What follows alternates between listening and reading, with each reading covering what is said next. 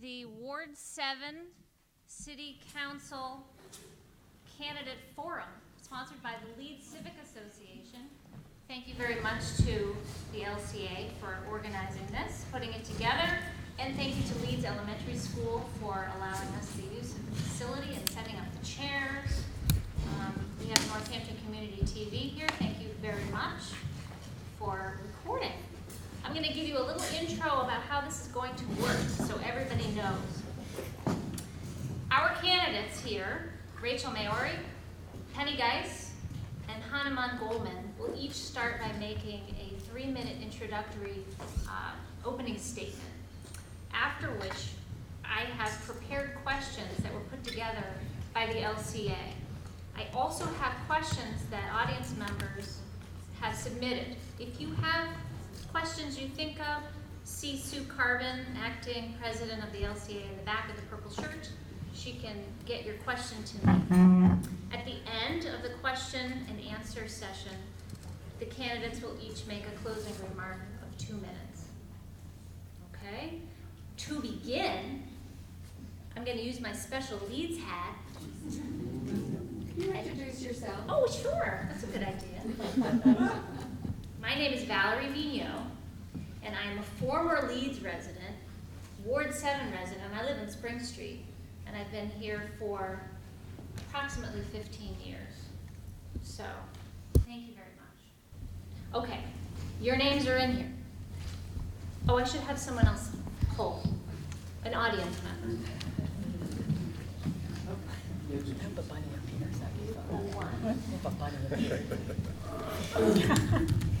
Hanuman will go first. Rachel will go second, and Penny will go third. We have a timer who will alert you if you're going close to the end with a little warning flag, and when you're up, she'll let you know. It's all yours, Hanuman. What's the warning flag look like? I have 2 minutes, 1 minute, 30 seconds, Great. 10 seconds, and then. Okay. And then a big hook. Yeah. Great. Hi, I'm Hanuman Goleman. Hello, I'm still Hanuman Goleman. I grew up in the area. If you follow Autobahn, it turns into South Street. My father was down there. If you follow the bike path all the way to Route 9 in Haydenville, my mother was across the street from that when I grew up. So this area was very much a playground for me.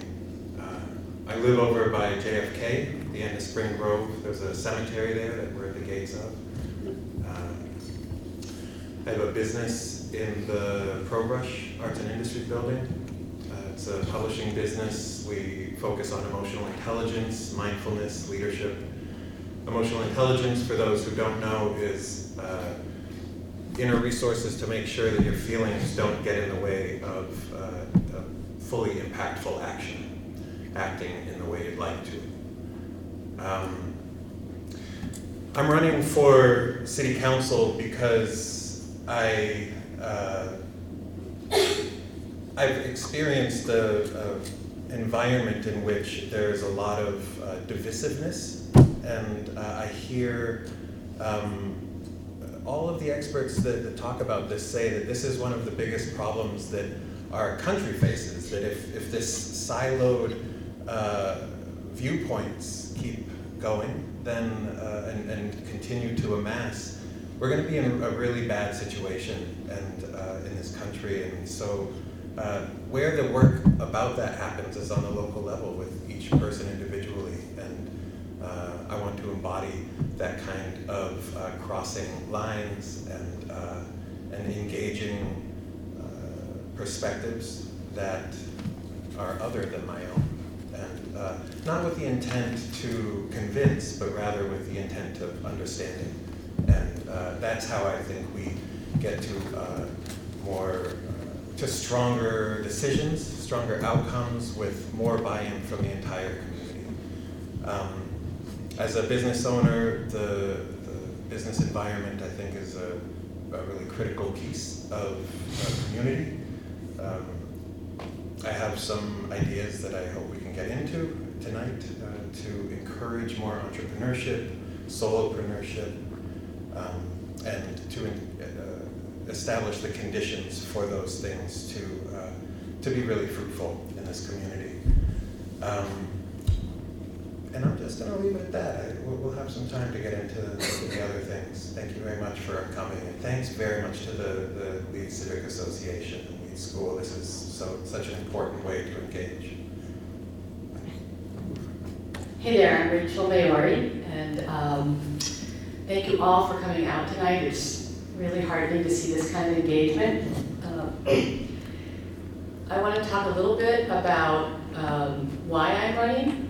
But first I'll just say that I have loved our ward for a while. I moved here about 13 years ago when I was thinking about starting a family with my husband, and we have been thrilled to be here. I can't think of a better place to have a family and better neighbors. I first lived in Northampton as a UMass undergraduate. I lived near Joe's Pizza, and it always smelled like pizza, and I had coincidentally fond memories of Northampton. So I'd be honored to serve this ward, and I really feel like I have a vision for our future to keep Northampton vibrant, and I have the experience, the energy, and the dedication to help usher that in. I have always been drawn to community engagement. I feel like local really matters. This is where we have an impact. We can build those models, the models of change we'd like to see. I'm on the Human Rights Commission. I was actually a senator, a student senator at UMass a long time ago, so I think that was my first foray into service.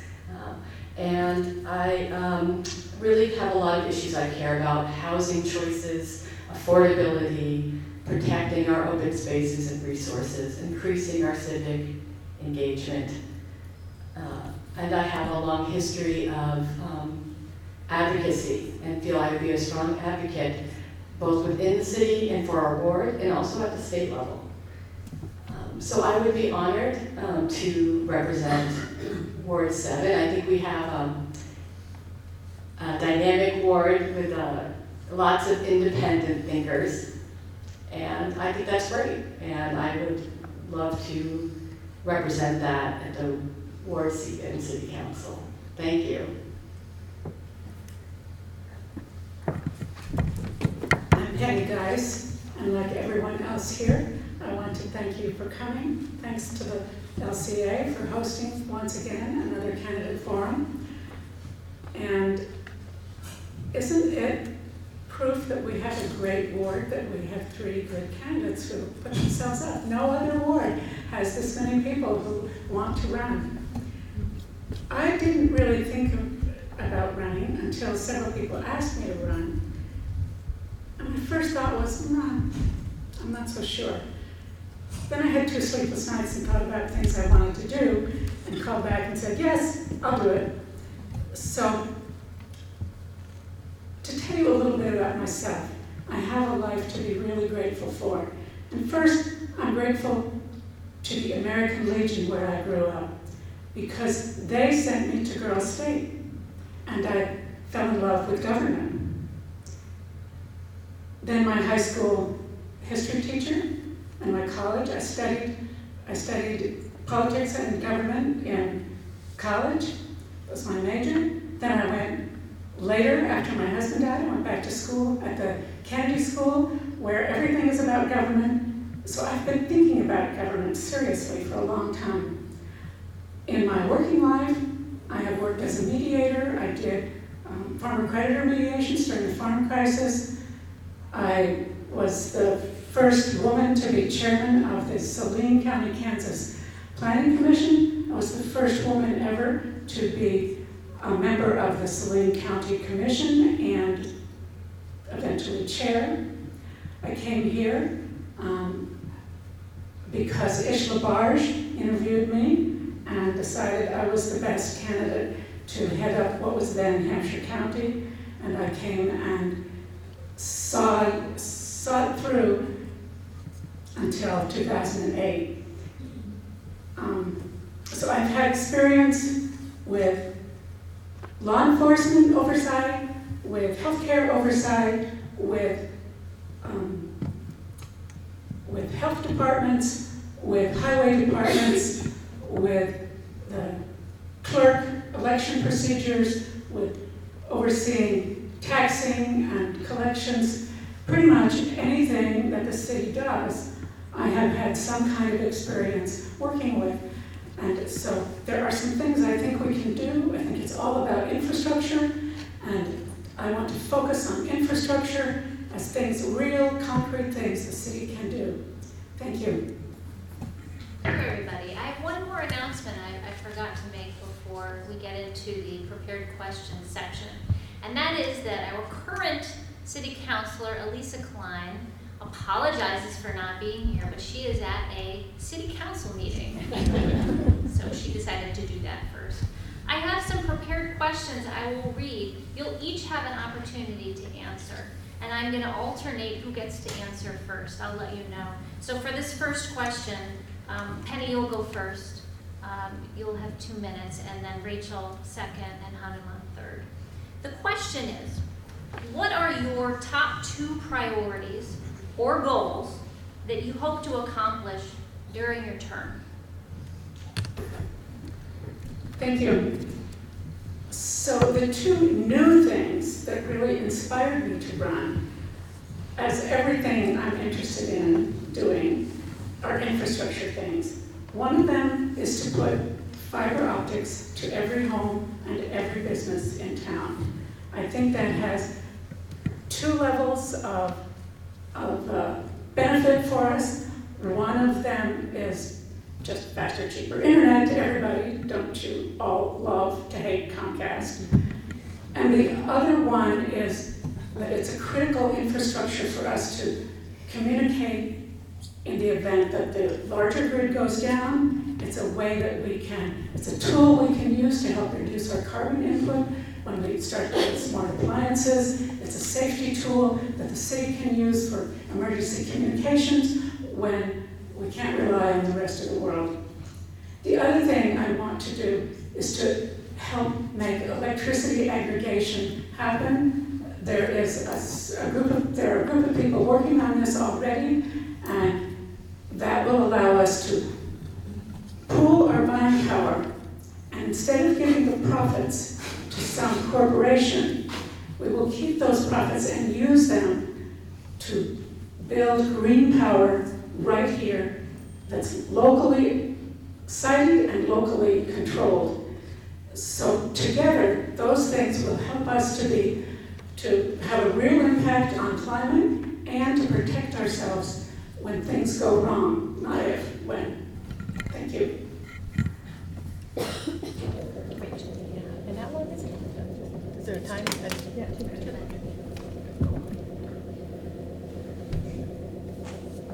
So I really have a vision of wanting to make our city a more resilient city moving forward. And that means economically, and it also means with our infrastructure. We all know how the roads are. We know that we've been losing funding. Chapter 9 has been not enough, and we're not getting adequate funding at the state level. And we need to really think creatively and think about the climate crisis, and think about how it affects our infrastructure, and to think about our population moving forward. We have an aging population. We're going to have to think about how to make and maintain this city as a walkable, accessible city. And we could really do a lot with addressing both climate and infrastructure. For example, bioswales that mitigate runoff, green infrastructure. These actually will help prolong the life of roads. Just crack sealing isn't enough. We all know that. We've driven over Spring Street for the last few years. Thank goodness that's moving forward. But I think a lot of these issues can be addressed together, thinking about climate, thinking about our roads. And the second issue, which is related, is affordability in our city, and specifically housing options and affordable housing for our seniors and for our lower income folks and to draw in new people, new tax base to our city. We need to think about how to keep our city affordable and to retain families while serving our seniors. Thank you.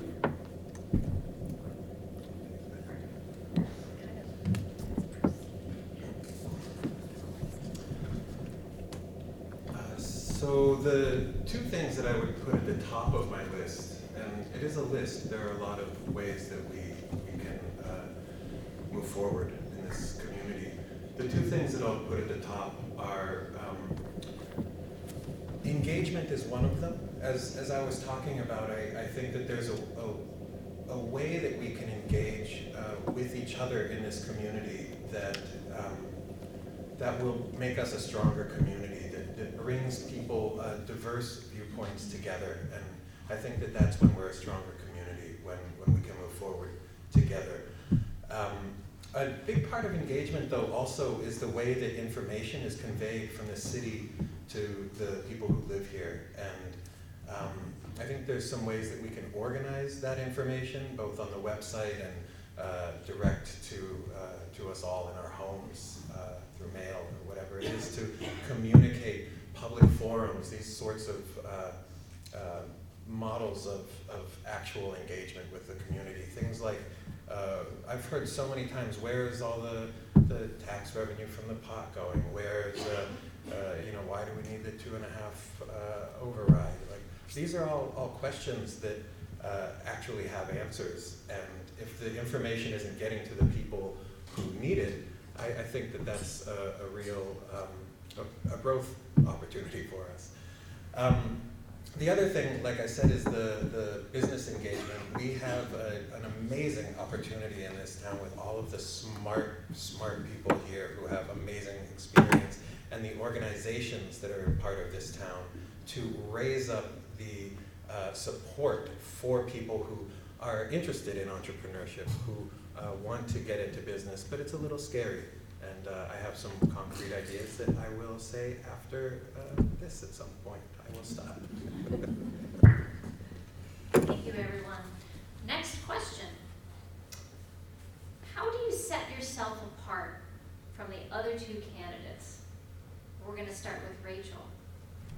So I feel that the city council role is as a conduit to do deep listening and ask the right questions, bring those answers back to the folks in the ward and represent them. That's one part of it. And I think my background as an organizer and a community connector and a mediator will really serve that part of the role. The other part of the role really is to advocate at the city level and also at the state level. And I am an experienced advocate. I was the regional organizer for the ballot initiative to raise the minimum wage and bring in paid family leave. We surpassed our goals for signatures in Western Mass under my leadership by 40%. We had 240,000. And as you know, that, or may not know, that both those initiatives were passed. And as the director of the Women's March, I really worked with the police department, the synagogues, churches, City Hall, and made those relationships and know how to use those relationships. And I think that would serve us well in our ward in terms of city representation. I think one of the ways that sets us apart is that I'm, excuse me, I've got a frog. Thank you. One of the ways that sets us apart is that I've been a business owner for 13 years. I started a business in my closet, moved to my front room, then to an office, and then to a bigger office as it grew organically. So I understand from the ground up what that experience is like. I'm not sure, I don't think that's, I'm assuming that that's something that sets us apart, because that's not something I've heard of in the backgrounds of you two. Another thing is that I've been a mindfulness practitioner for 30 years. I've sat in silence for 3 months and understand my inner world fairly well.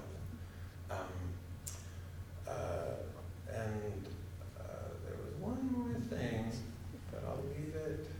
No, I won't leave it because I have a whole minute.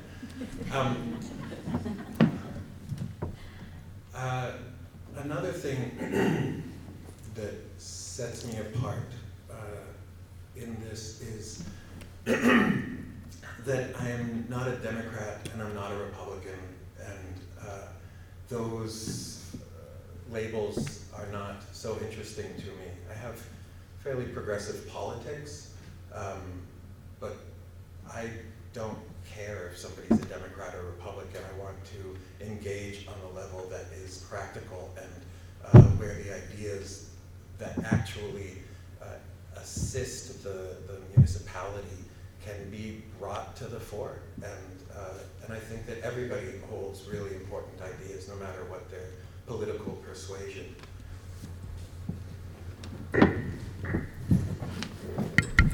Experience, of course, is one of the things that sets me apart from the others. And in addition, I have to address the business part. Thank you. If a private practice counts, I was a private practice mediator before I was director of the statewide mediation program. And I mediated family issues and business issues and political public policy issues. This is a tangent. My most favorite mediation was when I got 3 tribal presidents from 3 different native nations together with politicians and landowners who had had a burial pit that they had uncovered on the farm and used as a tourist attraction. It was horrid. So we all got together. They came to an agreement.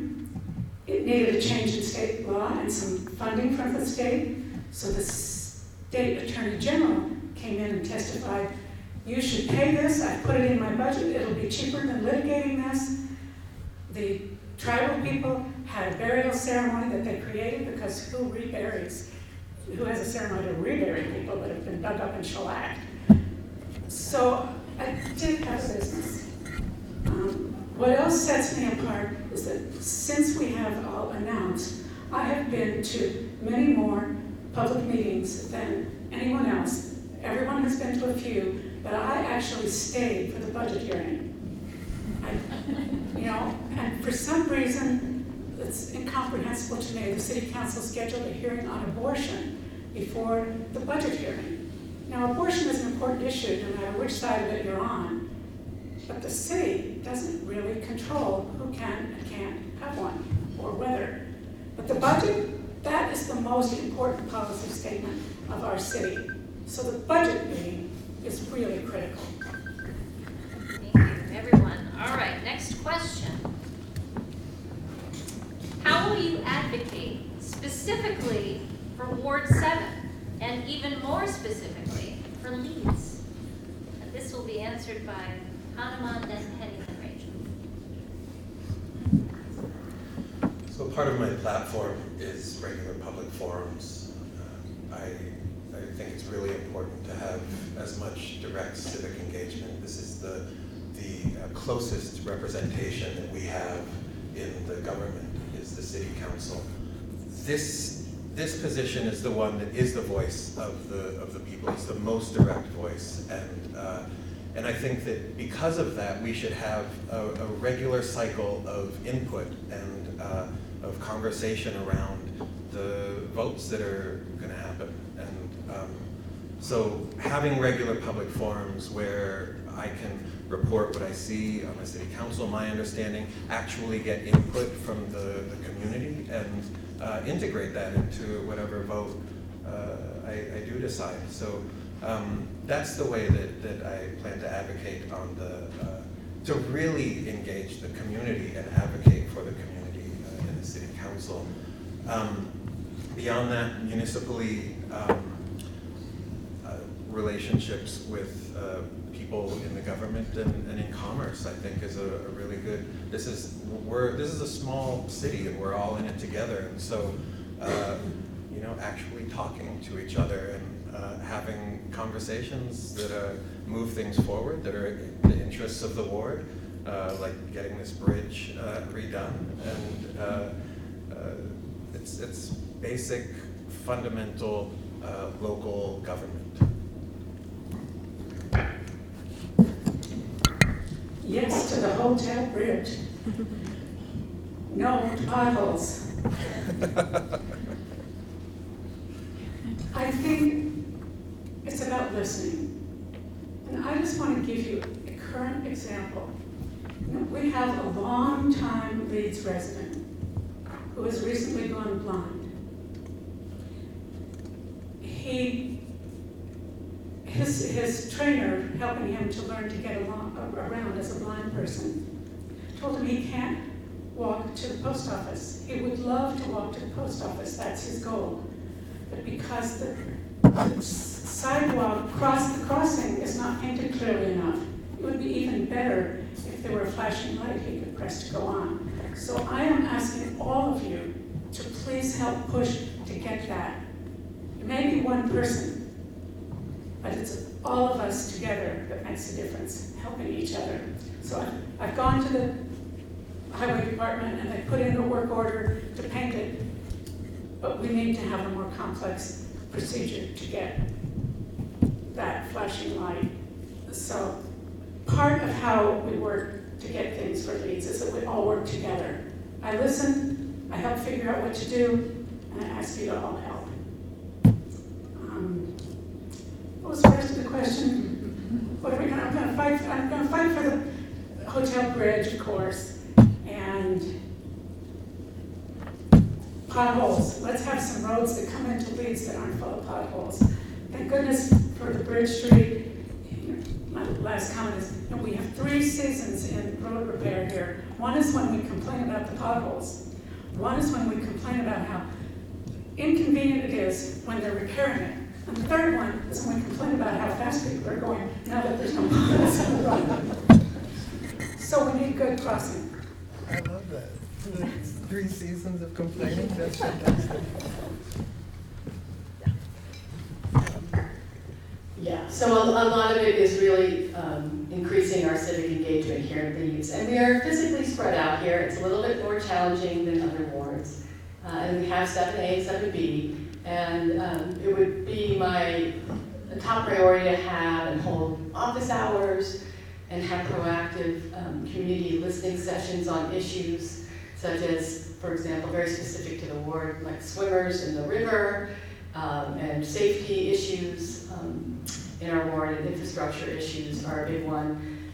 When you look at our demographics in Leeds and look at the trend actually overall in Western Mass, I would like to really start planning now about how to provide services for our seniors here in Leeds specifically, because we are more spread out.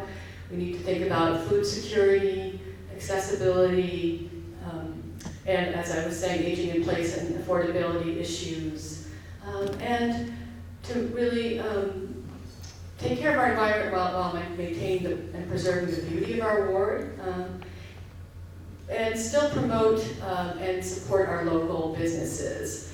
One idea that I would love to explore is that the Berkshires, they have the Berkshires, and I think we could do something like that here in Northampton and Leeds, which would be Hampshires, where we, the idea is local banks participate and local businesses, so residents get $1 back for every 95-cent Hampshire, so there's a 5% discount, but it really encourages a relationship between small business owners and the residents, and encourages keeping profits circulating within our local economy.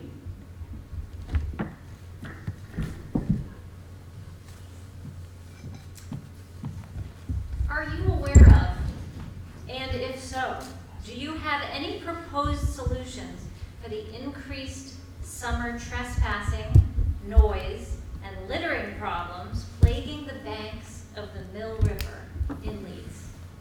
This will be answered by Penny first, then Rachel, then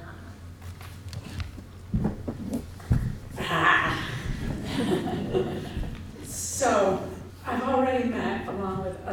others of you, with the city officials out there trying to figure out what to do. That was last year. And one of my suggestions was to put up some resident-only parking signs during the summer. At that point, the city said, no, we wouldn't do that. But this year, there they are. So we've already had a little bit of success with that. Then we had people driving this year, driving down the bike path so they could get their picnic stuff closer. So I personally went down and put the pylon back in the middle of the bike path so they couldn't do that so easily. And they didn't seem to make it again.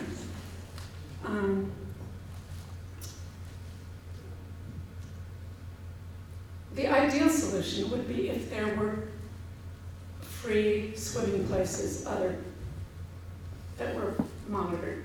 Because in fact, there are people who seem not to have a lot of money, and we don't have free public or even inexpensive public places to swim very many. We have Northampton Beach, and I have thought of suggesting to people, oh, there's parking over there. No, you can't park in my driveway, but you can park over there near Northampton Beach.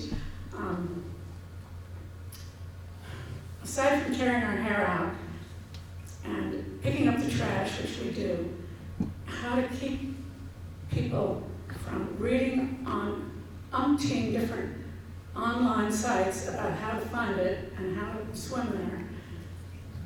It's a big frustration, and I wish I had the answer, but I don't have the answer. I'm working on it. Yeah, so I've already been talking with residents extensively about this issue because I'm physically kind of close, not as close as others. And I've also been talking to city councilors about how to address this issue. And it's a complex one, as Penny said. I think there's still directions that are very clear that we need to move on right away, which is to get Chart Pack to sign the release of claims so we actually can know who owns the land. That would be Chart Pack signing the land over to the city, so the city will actually take more responsibility and help Leeds out with this issue. So that's number one. And I would immediately start doing that and hold a community conversation with all of you, with all stakeholders, to talk about what we can do. Look, I know, I come home, I moved to Leeds for the quiet, for the serenity. I understand you come home and you want your neighborhood to look clean and be quiet, and I get it, I really get it, and we need to talk about that. I think some of the issues, some of the ways we can address the issues could be having stewards and emissaries to bridge that gap with the residents that are here who are upset and those who are using that space. I speak Spanish fluently. I would be happy to go down there and talk with folks. And I think we need a little bit more of a promotion with them, a little bit more outreach, about welcoming them where it's legal to go, and also asking them to bring out what they bring in. Okay, my time's up. The approach, a combination of these two approaches, I think, is really is a good path forward. There's the engagement, which is exactly the kind of the approach to community that I will inhabit and I will become. The actually talking to the people who are there is critical. These are people who are looking for a place to swim, a place to be with their families for a day. And there is a lot of dissonance with where they decide to go. They're actually just looking for a place to swim. And so having places that are really clearly marked and that are okay with all of the people around them is an absolute critical component to a solution here. When the land is not claimed, it's a real problem. And so absolutely having Chart Pack sign it over so that the city can officially take responsibility for it is a part of the solution. And I think that those conversations that you're talking about, Rachel, with all of the stakeholders, because when you only have a conversation with part of the stakeholders, you're not going to get a solution that sticks, because not everybody is involved. And this is a perfect example of exactly the kind of government that I think works best, is when we can have everybody at the table, have those difficult conversations, and come to at least an understanding, if not an agreement. What are your views on those issues that get quite a bit of media attention? For example, panhandling downtown, vacant storefronts, off-leash dogs, and lowering the voting age. This will be Rachel first, then Hanuman, and then Might have to repeat some of this. But the first one, panhandling, right. So I've heard a lot of concern about how to keep Northampton, especially downtown Northampton, vibrant. And moving forward, I think there's a lot more at play besides what's going on with the panhandlers. I think these are people in our community, and we need to treat them with respect, and we really need to be working more closely than we have, I believe, with the businesses downtown to problem solve about how to address the panhandlers, in their storefronts. So I think we need to be really humane in our outlook with the panhandlers, while validating and working with the folks who feel that it's getting in the way of their businesses. There's a lot more going on downtown with businesses than panhandlers, and I think we actually need to expand that conversation. It's a really complex, and this is another issue, is the empty storefronts and the rent downtown. We need to start really incentivizing abandoned spaces to be used. And think creatively about what to do with increasing foot traffic and bringing business downtown, about parking, about mixed commercial spaces, to have residents downtown who can then support the economy down there. And what was the other issue? So the lowering the voting age? off-leash dogs, lowering the voting age. Okay, so I am for lowering the voting age municipally to 16. I feel that we need to increase civic engagement in general, and statistics show that will do it, that getting folks involved at 16 sets up lifelong habits, and we need to let these people vote on their own future. The stakes are too high to not let them vote. Off-leash dog, well. You don't have to address all of Oh, okay. We can talk about dogs outside. There's a lot of issues. Panhandling is so complex. It gets into everything from mental health to commerce to economic well-being of the whole community. It's something that so many people have tried to tackle, and there are draconian methods, and there are really, really compassionate methods, and I don't think anybody's found the real solution, but I think intermunicipal dialogue could be a good step forward in that, and working together with other communities to understand how they've addressed it and what worked and what hasn't. I'm interested in really data-driven solutions, so seeing where we want to be, where we are now, how we get to where we want to be, and what actually has worked in places and what actually hasn't worked. So looking at whatever the issue is through that lens of, because we're not doing this in a vacuum. People have tried to address any one of these things many, many times over. And so information gathering, I think, is a first step in really addressing those issues. Storefronts really addresses this stage in a business's life where you're not just starting anymore, but there's a leap. For me, it was from my house to the ProBrush building. But where you have to invest a little bit more, your business is growing, and that is a very hard time because you expand, but then your pay is, what is it called?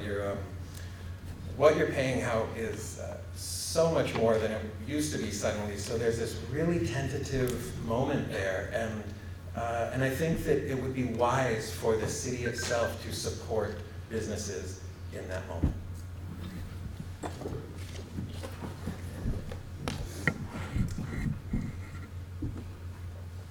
Part of my answer would be listening.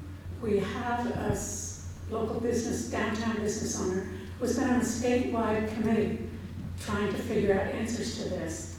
And so my first step would be to interview Judy Harold and see what her ideas are about how to address these things. I think another thing we need to do is think about our overall economic development and that impacts downtown as well as all of us. And putting fiber to the home and to every business is something that will be an economic development tool.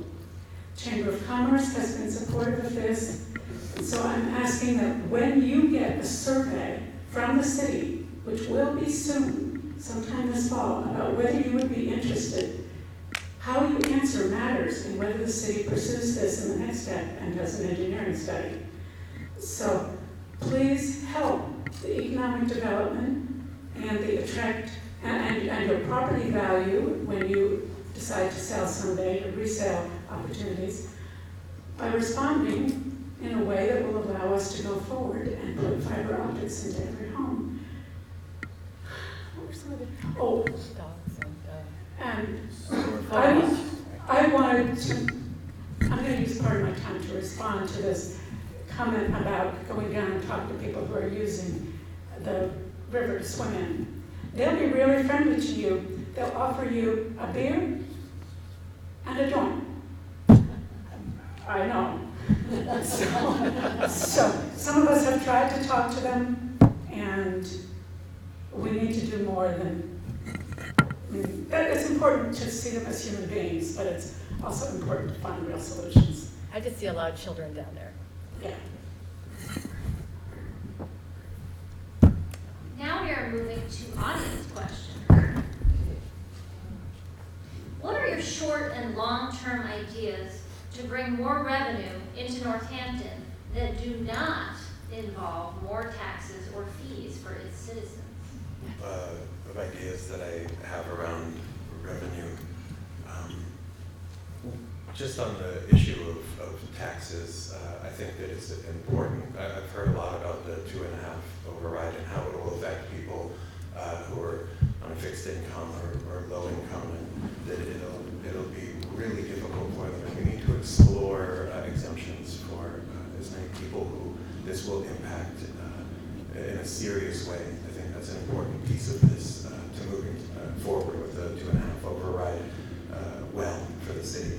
But the business environment, I think, is a great way to increase tax revenue and also employment and the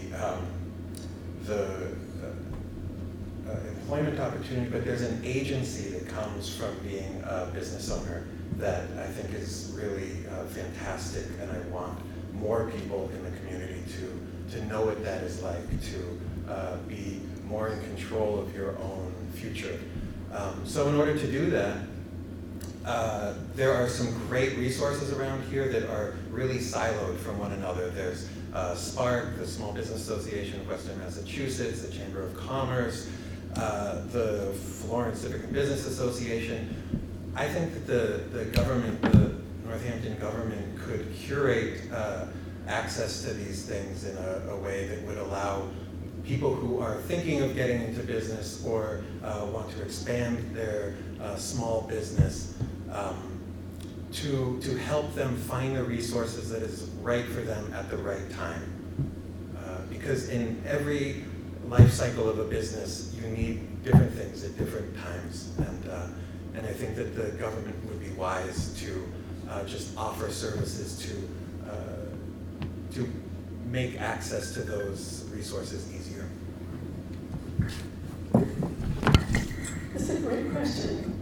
And my two favorite projects that I want to work on are self-funding. They won't require any tax revenue. They'll be user, you'll pay for them if you use them. There'll be user fees, but controlled by citizens instead of a private corporation. So whether it's electricity aggregation, building green power, and hopefully putting in battery storage and the ability to flip a switch, having enough redundancy that we can flip a switch when the grid goes down again, the electric grid. You know, it could be hacking, and it could be a squirrel on a pole, like in Ohio, like it was the last time most of New England went down. So that we can at least have some electricity. And the same thing goes with this, with fiber optics. It can be self-supporting without using tax dollars. If Shrewsbury can do it, if Leverett can do it, surely Northampton can do it.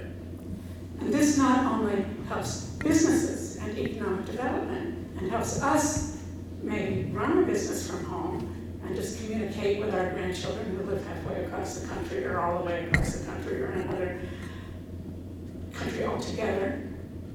It helps. It's the infrastructure for communicating in the case of an emergency, for police and fire, for hospitals. This is one of the things that, one of the reasons the city is interested in it, is to maintain that communication within the city in case of emergencies. Yeah, I agree with you 100%, Penny. I'm really for exploring it. It's being explored, the option of municipally owned high-speed internet. I think it's utility these days, and it should be seen as such.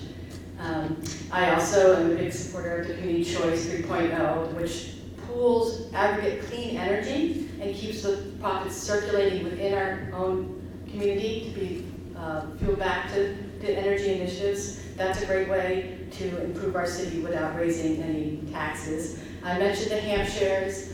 I do want to just clarify something. There is a waiver with the override, but it's I've been talking to residents. I've gone to hundreds of doors, and I think Leeds is unduly affected by sometimes property issues with seniors on fixed incomes. And if I were city council, I would work on a home petition rule to make that waiver more comprehensive, to protect our seniors and other lower income folks in our ward in the city.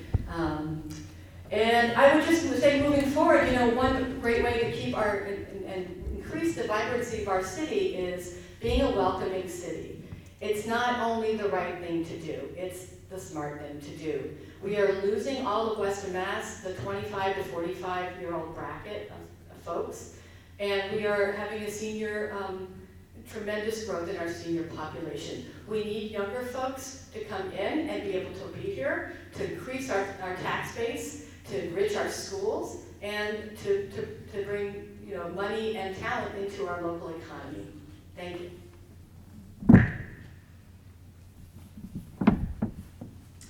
Do you think the city council voting on international issues is a constructive use of its time rather than working to find solutions to local problems?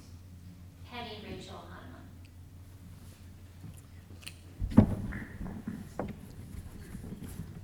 I am told that there's a long tradition of Massachusetts select boards and city councils making their opinions known about national and international affairs, and I respect that.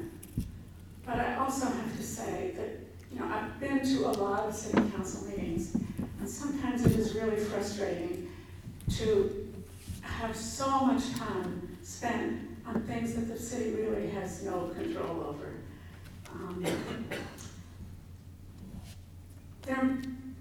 They're all important decisions. They're all important issues. But there are only so many things the city has the authority to do, and my focus would be on those things. Those are primarily infrastructure, budget, what concrete things can the city do to improve our lives.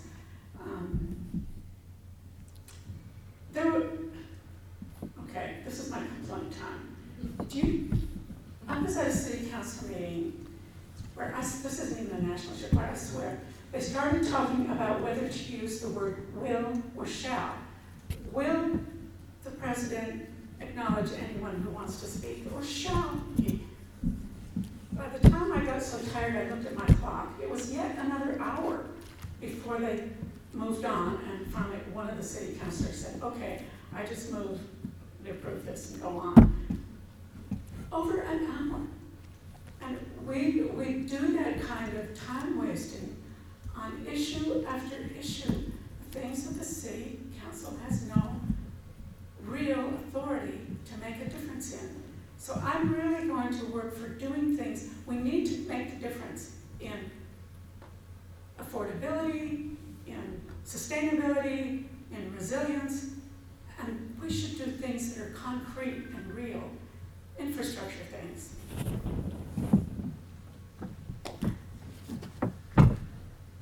So, especially ward councilors, you know, we are the conduit. We're the ones who are going to be addressing ward issues, and we really need to address what the residents want to see happen. I also don't think it's an either-or situation. There's somewhat of a perception of that because the Gazette will report on resolutions, especially international political resolutions or such. But what I see is councilors being responsible and really needing to do both.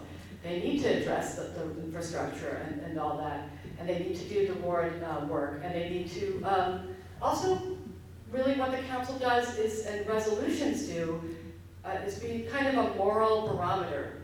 And they do have value. I'm not saying there's many, many resolutions, and I will not vouch for all of them. I will say that they can have a significant impact. I worked with the councilors. It was my idea to have the Roe Act resolution passed in Northampton, and we did that because of a very strategic reason, to put pressure at the state level for a specific goal, and it's working. So I think they can be very valuable. You have to look a little bit past the ward and past the city to maybe see that. It's true with the welcoming city ordinances, the Trust Act resolutions. These all have kept some of our residents safer and will continue to do so. Thank you. I largely agree with what you said, Penny, and I do have a question, and I'm glad to hear about how the resolutions in the city actually do impact decisions, understanding, perception on a state level. I'd be really curious to hear more about that, Rachel, about how that actually is putting pressure on the legislature. And but largely I think that the city council's job is to address the direct needs of the city, and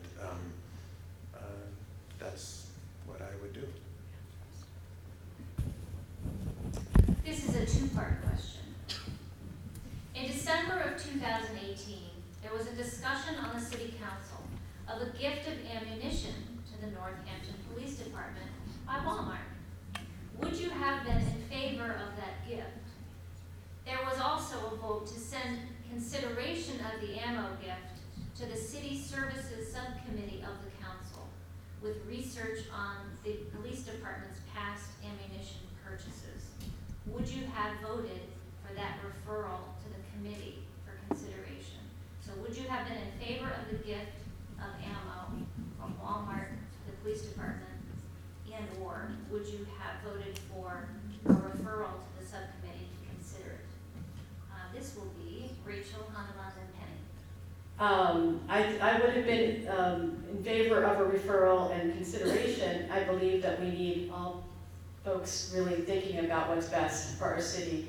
But I also, I watched all those meetings, and councilors asked repeatedly about how this would really serve the city, what kind of money this would save the city, and there was never any strong answers at all. It seemed like it was a lot of things the city, the police department couldn't use, and then we were going to be stuck recycling Walmart's bullets.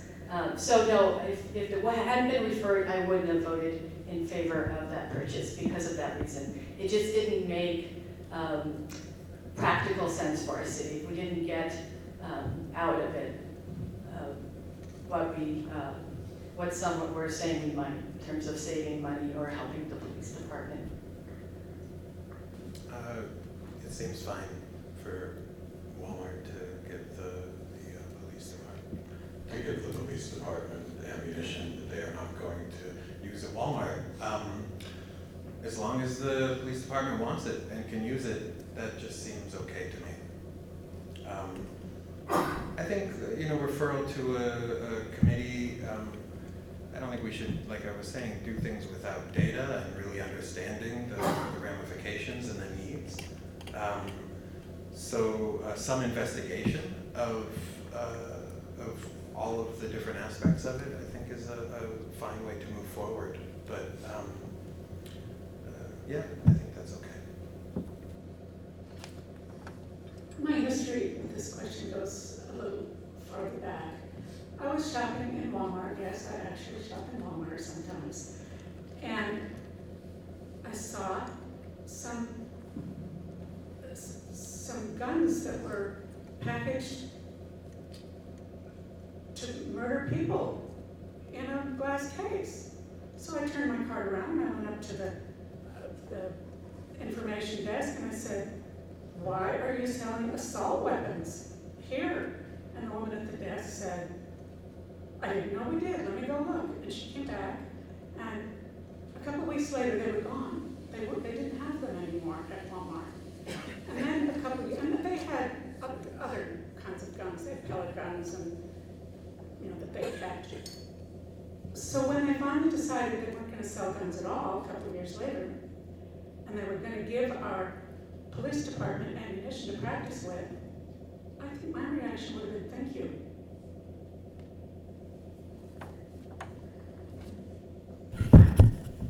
The mayor has proposed a Proposition 2.5 override vote for the fiscal year 21, which begins next July. How have you prepared to understand the city's finances, and can you say why you would support this override, or if you don't, why you think it is not needed, or where you would cut the city budget if necessary? Hanuman, Penny, and Rachel. I have looked at the budget, the proposed budget, and this is where the information communication, I think, the organization of information could be a lot stronger in Northampton. To parse through this as a layperson is nearly impossible. To really dissect and get into the specifics of the city budget. I think that there are ways to present information that will allow more of the residents here to understand it better. And I think that as the budget stands, it calls for a 2.5 override. It's assuming a 2.5 override as the budget stands. So it is unclear to me what would be cut. My understanding is that that is not the city council's job to decide what gets cut. That is something that resides with the mayor. That's a power for the mayor to have the city council okays the appropriations. So I would be very curious to understand what is at risk if we don't do a 2.5 override, because I've heard a lot of people against it. But when I dig a little deeper, what it turns out is that people don't understand why we need it. And so, and even though I know that the Mayor Narkowitz did a tour and gave his spiel about the whole thing, people don't understand why the real need is. And I think that the city needs to do a much better job at communicating why do we need this. That said, there is a lot of actual needs, and the educators and the schools is a really good example of the needs of our city.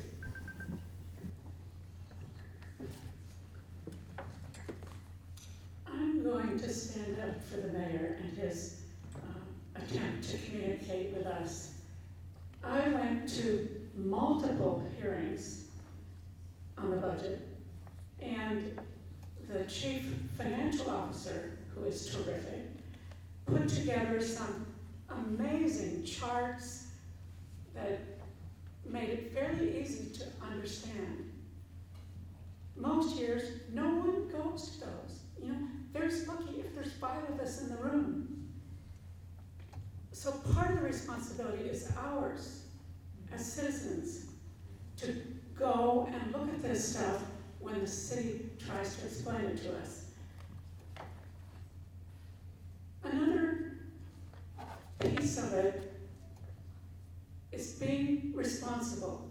Being responsible is one of my core values, and not spending more than you have is really important. If your needs exceed what you have to figure out how to get more money. Hence, my 2 things we ought to do are self-funding with the electricity and with the fiber optics. But it's not responsible to let our roads go to swear words. We have to maintain them properly. It's cheaper to maintain them than to totally rebuild them later, like happening with Springfield. If that had only been done properly in the first place, it would have been much cheaper to do now. It wouldn't need to be done now. And part of the reason for being fiscally responsible is because it's cheaper to do Spring Street when the bond for it, interest rate, is less than 2%, because we have a fiscally responsible mayor and city. And our bond rating, for the first time since I've lived here, is AAA rating. That's why it's cheaper to borrow money now to do these projects. Right, it's also cheaper to do Spring Street because we don't have to replace the pipes. In case you're on anyone's from North Farms Road, we've had good conversations about that. Because the work does get more expensive when they let the life of the pipes run out before they replace them, and that's why, for example, North Farms Road had deferred maintenance. That's just to clarify. But I agree with you, Penny. I went to all those budget meetings. I think the materials were clear. I think to his credit, the mayor has done a good job with the website, and the materials. But on doors, I'm hearing people don't understand the override and what it's going to. I think there's an idea that it's going for something new, and it's really, unfortunately, going to maintain what we have. And as voters, it's really up to all of us to decide.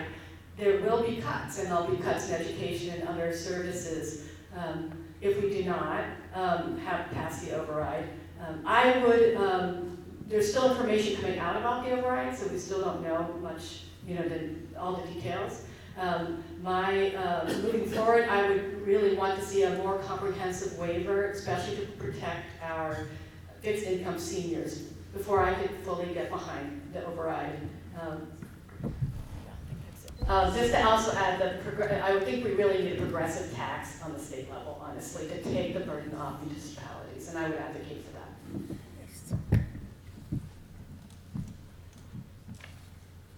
What have you done to prepare yourself to serve as a city councilor in particular? For example, have you studied the charter and followed the work of the Charter Review Committee? And if so, please comment on their recommendations. Have you met with our department heads? Which departments? Have you studied the city budget and familiarized yourself with the city's organizational chart? Penny, Rachel, and Hanuman. Yes. I started my particular homework by doing a ride-along with the police. And I was so impressed with the care that the officer driving me around had for the people on the street. I ended up saying to him, "So you're like a social worker with a gun?" And he smiled and said, "Yep, that's right." Because he never asks people where they got their drugs, because then they won't trust him when they decide that they're ready to get straight. He's there to help people and to keep save people's lives, not just from traffic accidents, but for all the things we see on the street. I've been to many city council meetings. I've been to some of the charter committee meetings. As far as 16 years of age for voting, I just read an article that said municipalities can't decide that has to be decided at the state level.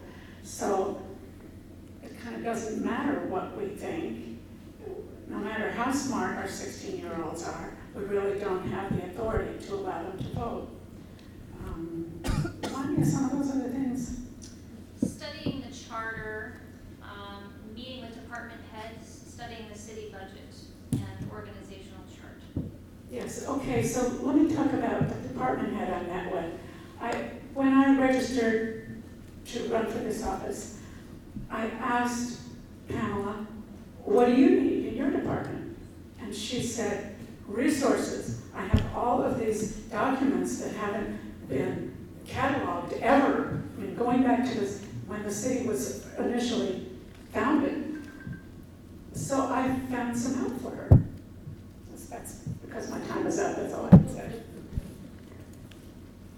No, it's Rachel. Yes to most of departments and council meetings. I've met with several councilors. I've met with the mayor's office several times specifically to go over the budget and to ask about the marijuana revenue. I've gone to the Chamber of Commerce. I've met with small business owners. I've been attending the council meetings regularly. I'm on the Human Rights Commission myself. And I've met with Peg Keller from the housing, the grant block, Wayne Fiden several times. It's been quite an education, and it builds on the hundreds of hours I've already been learning about our city and working with our city over the past several years as a community organizer here, establishing relationships with our two legislators, with city councilors, and with the PD, the mayor, and our residents as well. Thank you.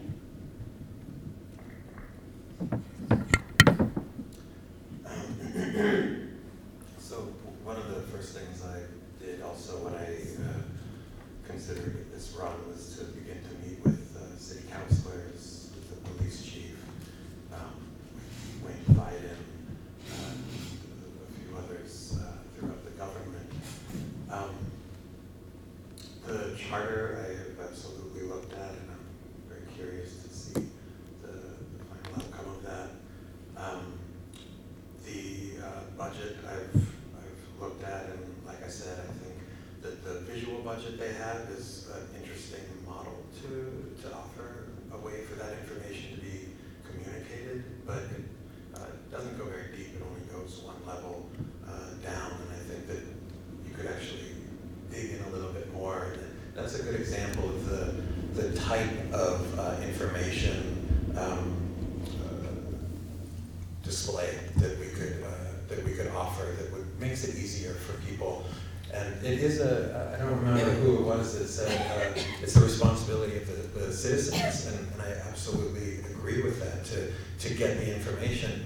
And it's also the responsibility of the city to make that information as accessible as possible. And not only is it the responsibility, but I think that it's a wise move for the city, because that increases civic engagement and gives an opportunity for all of the people that live here to really understand these things that have such an impact on our day-to-day life. How will you communicate with your constituents and make yourself available? Rachel, Hanuman. Yeah, so increasing civic engagement is one of my biggest goals. I'm actually also for participatory budgeting, which would give our own ward and all the wards a little bit of money to directly control over our ward and the city.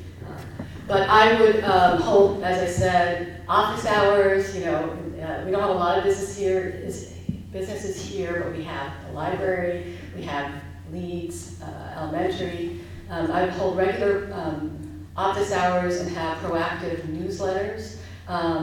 And I think we'll take multi levels to actually communicate with everyone. Not everyone's on Facebook. Not everyone uses email. And so I've been hitting the streets this whole summer, and I will continue to do so. And I would also do targeted outreach. For example, if there is an override, I would like to help seniors fill out the forms for the waiver, because that was another issue I was hearing a lot about. Yeah.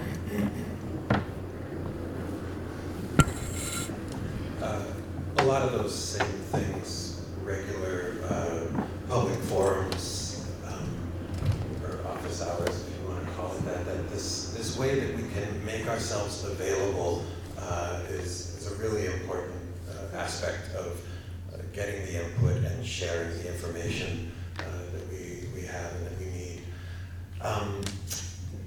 Through the summer, knocking on doors, I've begun to develop a network of relationships that really represents a diverse variety of viewpoints and of stakeholders. And that's a network that I would continue to engage and check in with throughout my tenure on City Council, to really make sure that the decisions that are being taken affect the impact the people in the way that we want to, and to understand what that actually is, because all we have are assumptions until we actually speak to somebody.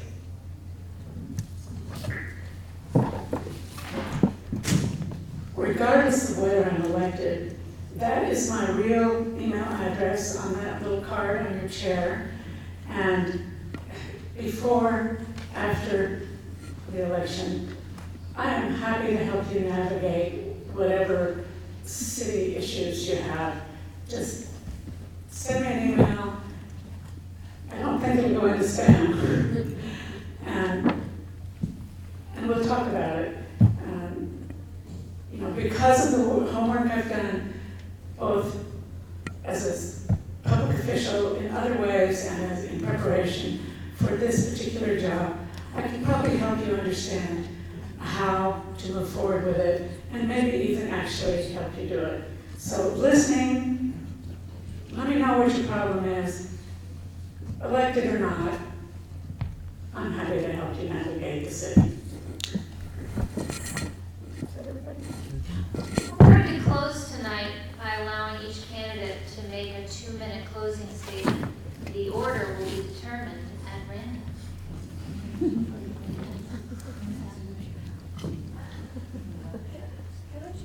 Can I just ask, there's no opportunity for Q&A as part of this? That's disappointing We as a resident. asked you to submit questions when you came I just want to in. register, I'm disappointed that there's no opportunity for a direct. I'll stick around. We have questions from the floor as well. Do we have time to do that? We want to do that? We have 9 Decision on the minutes. fly, we go until 8, so 10 minutes. Yes. Yes, we saying yes? Yes. Sue, are you saying yes as president?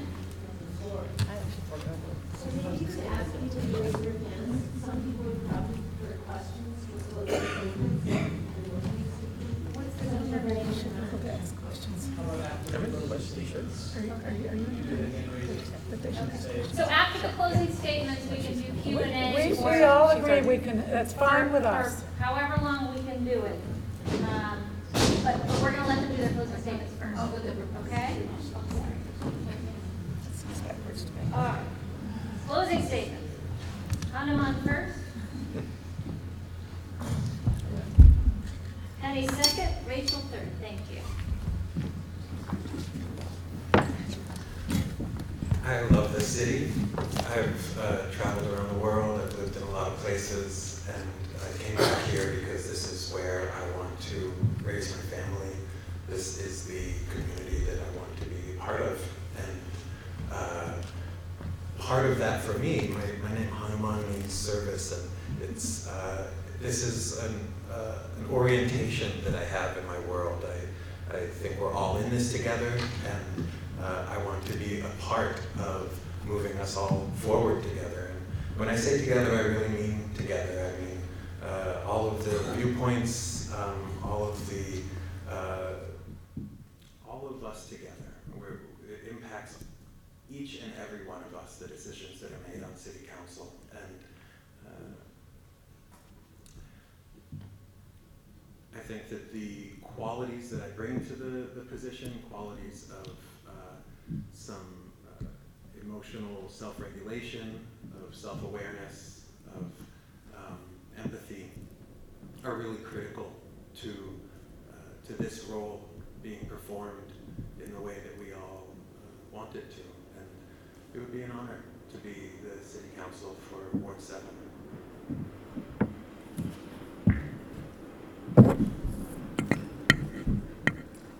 Thank you so much for caring enough to give an evening to figuring out who you're going to vote for.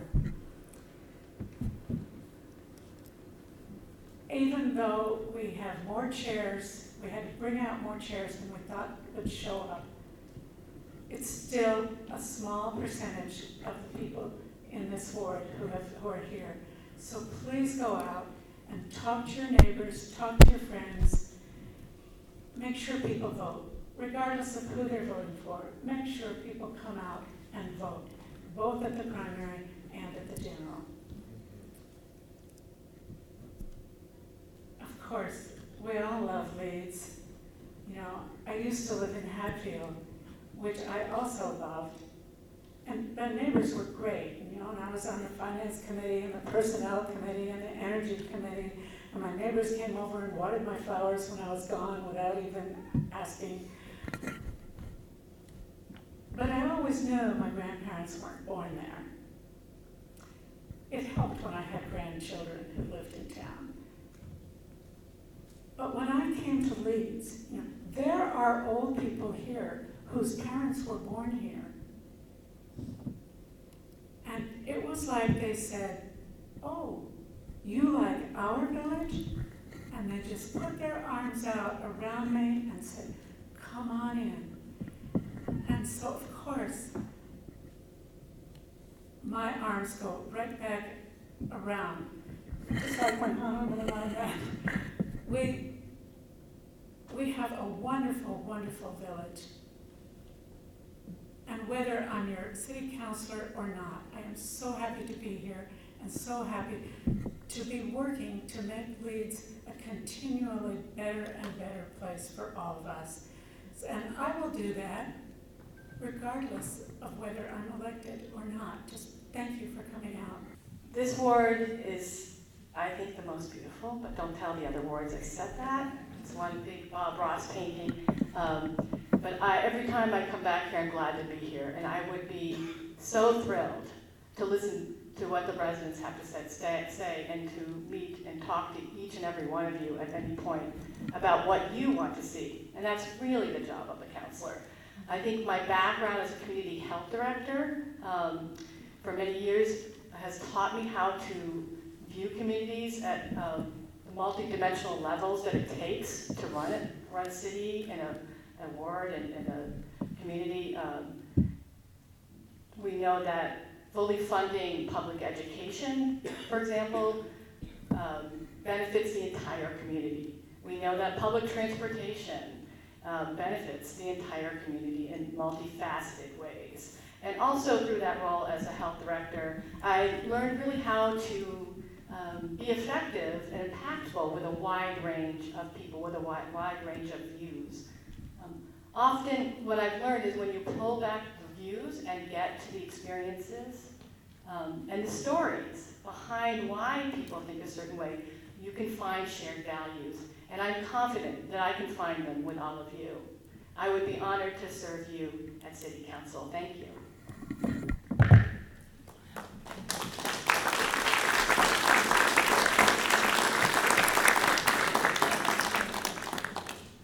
Okay, now, if you have a question, I would ask you to raise your hand.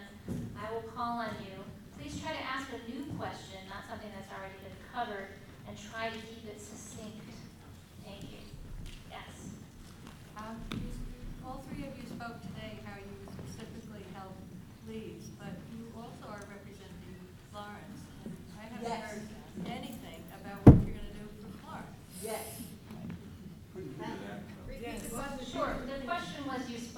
to what you would do for Leeds, but what about the rest of Ward 7, which includes other parts of Florence? How about Penny, Rachel, and Hunt? Thank you, that's a great question. So, I have been to both of the charrettes talking about the future of Florence. And one of the things that struck me was that there were the last one, there were all of these ideas about what businesses there should do with their property. But the property owners weren't there. It seems backwards to me. It seems like if you're talking to businesses about what they're going to do with their businesses and the property they own, you ought to talk to them, as well as what the rest of us would love to see downtown, or in downtown Florence. I love Cooper's Corner, don't we all? Florence Hardware is to die for. I've worn out their floorboards on their porch many times.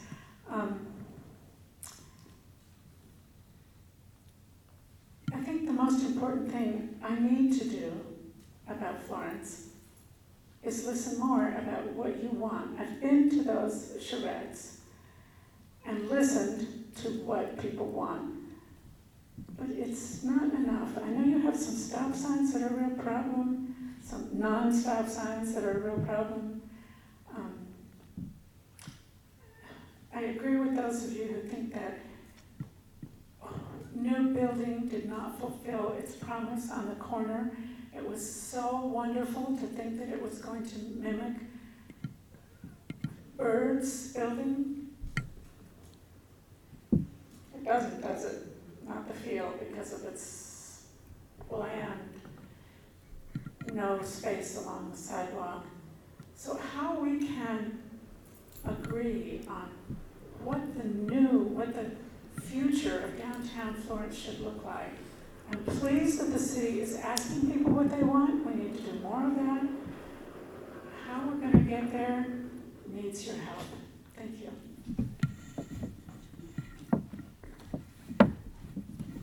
Yeah, we need to ensure that especially Florence Center, Florence Village gets this similar attention that Northampton Center gets. I think we tend to think about downtown, what did I say? I'm sorry, downtown Northampton, and I think the future of Florence Center is bright, and we need to encourage really good use of the space down there and keep it affordable, really maintain what's really good about Florence Center. And I went to those meetings as well, and they all get back to tree planting, it seems, as well. So that's a nice first step, because it's not so overwhelming like trying to, as they were saying, opening up the parking lots in the back, which is interesting but involves the property owners. So I think we need to maintain that, and I have a whole list of very specific issues in Florence. Light pollution from the Cumberland Farms was one. Traffic and speed on North Maple, and a lot of that coming in and out of Florence as the traffic increases. We need to think about how to keep downtown Florence especially walkable and accessible. We live in Florence, and Florence is coming up. It's a nice place, and it's coming up. Northampton is having empty storefronts, and Florence, the Main Street and the business community there feels like it's doing well. When I've been directly engaged with business owners in Florence and the Family Business Center, and there's a plan that is in the works right now of creating working with the Florence Civic and Business Association to create a real network and a cohesive network of business owners within Florence and also throughout Ward 7. And the sole purpose of that network is to increase the, like I said, the cohesion of the city itself. And once there's a strong network like that, the support for community endeavors becomes so much easier to garnish, and things can manifest far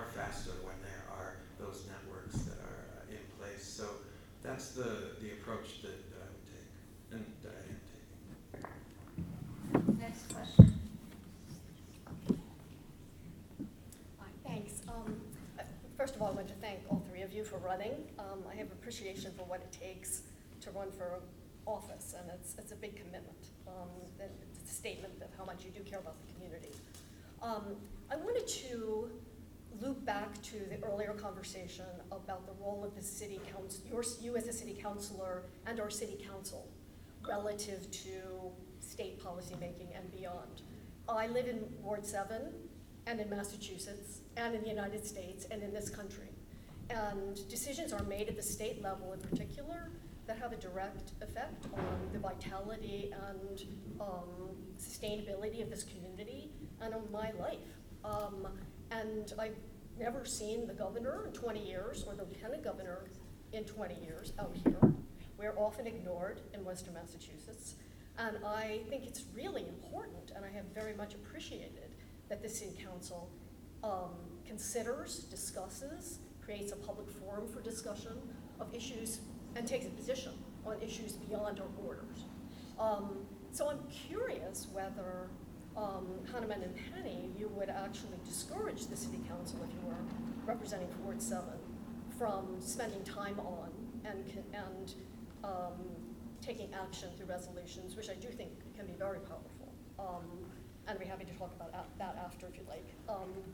Would you actually discourage that as members of the city council? And Rachel, do you see ways that you would, as a city councilor, actually sort of leverage your role to use that mechanism to represent us more effectively? Rachel, Hanuman, Penny. Yeah, I mean, cities are a microcosm of the state, of our nation, and here is really where we can build those models that we want to see and actually serve as models for larger levels like the state level. So I think I would absolutely look to the State House in terms of advocating in ways that would help Northampton and help our residents. We really need to be advocating for fully funding Chapter 70. We need to be advocating for Chapter 90. We need to be advocating for public transportation and all things. We're getting less funding from the state on all sorts of levels, and this is how we could take some of that undue burden off our municipalities so we don't have to make these hard choices. So I think there's incredible value in the world we live in to have that. I really don't think it's a choice of either or. Thanks for that question. Thanks for the opportunity to clarify. It's not a matter of discouraging for me at all. Like I said earlier, I want to understand more what the actual impact is on the state level and on the national level if it's a national issue. I don't know that. I don't know what the actual impact of these things is, and like I said, I think data is really important. I don't think it should just be a self-serving sort of ordeal, but it should. If we're going to spend time on that, it should matter. And I don't think that it should be at the expense of local issues. And like I know you said earlier, that there's a perception of that because of the outweighed coverage in the media. But I need to know more about what that actual impact is before I can weigh in comprehensively.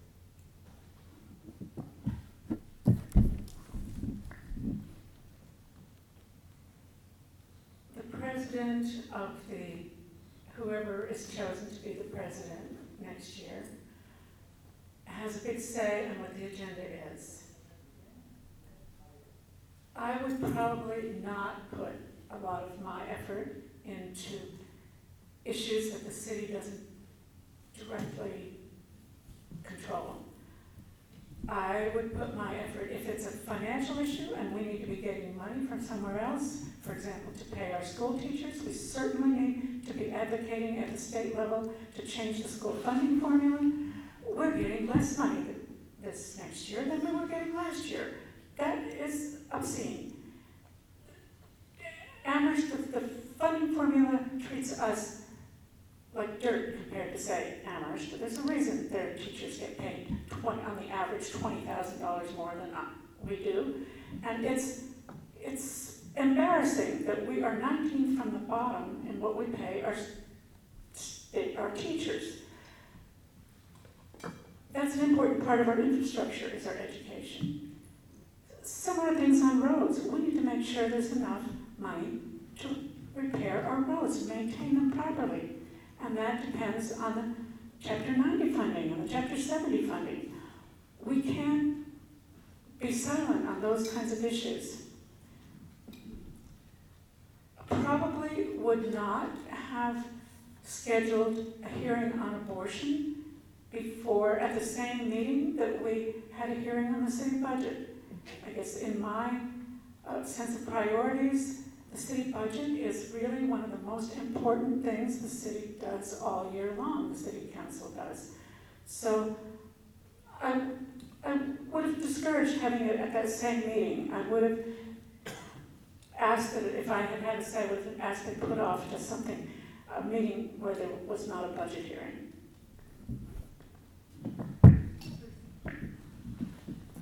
Hi, sorry, I'm only back now.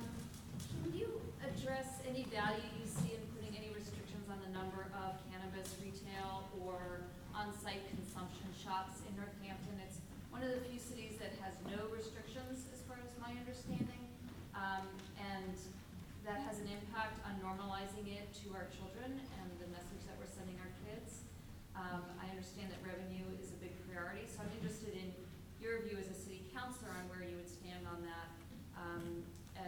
They're going to be voting, I think, this week on on-site consumption cafes. So there's the retail shops and the on-site consumption cafes, yoga studios, whatever. That's a whole other category that we haven't even addressed yet in Northampton. So I'd like to know what you think about that. Penny, Rachel. Thank you so much. That's a great question.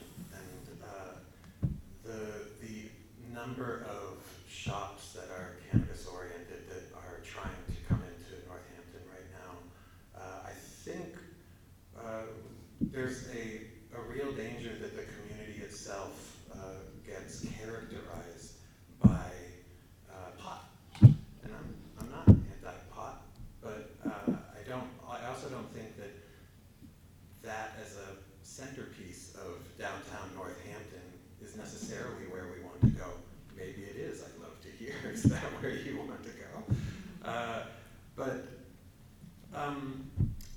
part of the taxation for cannabis goes back to mitigating the effects of cannabis on the city, and I'd love to see more of that be spent on education and on raising understanding in our youth, but also in our adults about drug use and about, and not just cannabis, by the way.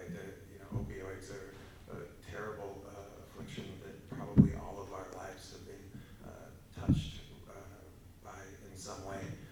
I think that there's a lot of really comprehensive things, and it can't be just saying no, because that's just not realistic. It has to be a realistic education for our children, so that we understand what it is that we're doing to our bodies, what it is that we're doing to our minds, and how that affects our lives going forward. I think that if we could use more of the revenue for that, I would like to see.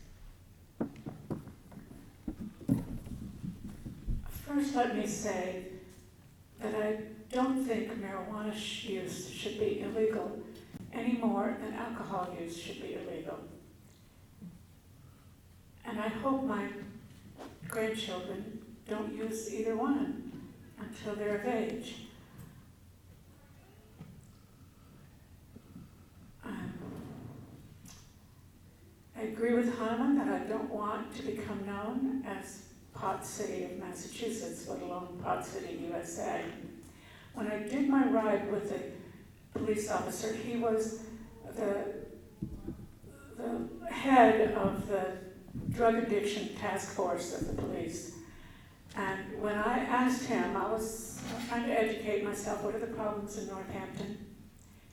He had an instant answer. It's addiction. Addiction is the number one problem in Northampton. People like to think that's just the people that you see on the street. Not so. They get more overdose calls from private homes, people in their homes, than they do from people on the street. Now maybe it's hard to overdose on marijuana, but it's not a big stretch to think that once you've become used to enjoying one drug, that it's easier to do the next. And I am very reluctant to encourage more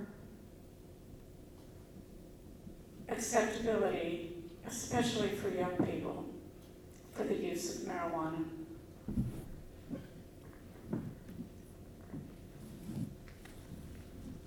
So this is so new to our community, and we're learning a lot fast, and we have some benefits and some drawbacks.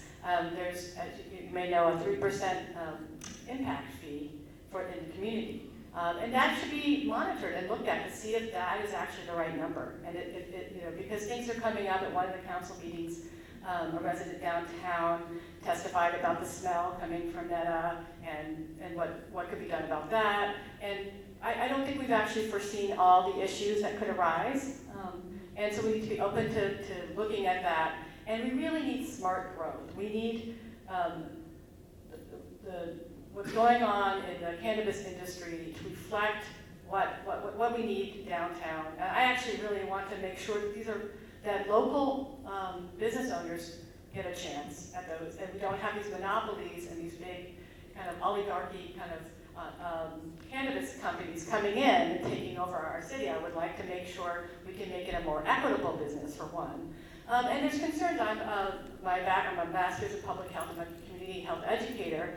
There's things we just need to do a little bit of education on now, partly because it's legal and people feel okay about it. There's been calls about kids ingesting gummies and chocolates because now that they're more available, and we need to address that. I know the Prevention Coalition is doing a great job bringing up that issue.